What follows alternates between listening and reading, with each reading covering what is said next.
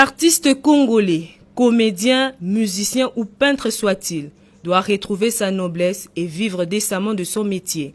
Ce souhait partagé par la Corporation des artistes et tout le peuple est porté depuis un temps par la première dame de la République.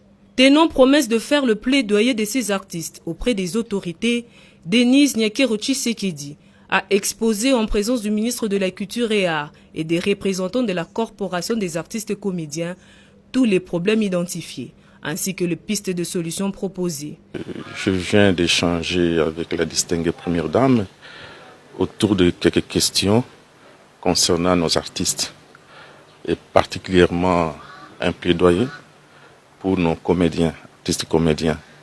Et il y a notre groupe Salongo, qui cette année va totaliser 45 ans, de voir ensemble comment fêter cet anniversaire et pourquoi pas les décorer, puisque c'est nos vaillants artistes. Nous avons parlé de la couverture santé-maladie. On voyait dans quelle mesure on peut faire une mutuelle pour venir en aide. Comment joindre la fondation de la distinguée première dame et le ministère des tutelles. Le ministre Jean-Marie Loukouch a rassuré de l'engagement de son ministère de doter le pays au plus vite d'une politique culturelle. Pour mieux coordonner les actions programmées, il a été décidé du lancement d'un processus d'identification des artistes afin de les répertorier selon les catégories. Les représentants des artistes comédiens sont sortis satisfaits de cette rencontre avec une ferme assurance de voir enfin le bout du tunnel. Au nom de tous les artistes comédiens, nous allons remercier la première dame parce qu'elle est passée de la parole aux actes. Il n'y a pas une semaine qu'elle nous avait reçus. Elle nous a promis qu'elle allait vraiment s'impliquer dans tout ce qui est surtout de la mutuelle de santé des artistes comédiens.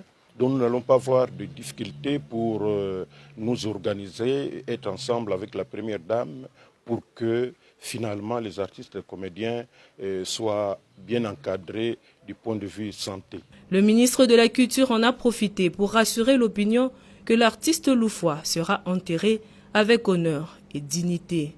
Papa Loufoua, son désir, son souhait le plus ardent, c'était faire ses obsèques à côté de la statue qu'il avait fait au niveau de la Fikine. Son Excellence, Monsieur le Premier ministre, qui avait instruit Son Excellence, Monsieur le Vice-Premier ministre, Monsieur du Budget, ainsi que les ministres des Finances, pour le décaissement des fonds. D'ici là, ça va être décaissé. L'artiste qui fait l'histoire et peint la culture et l'identité des peuples mérite bien mieux que le simple fait de dépendre des bienfaiteurs en cas de problème.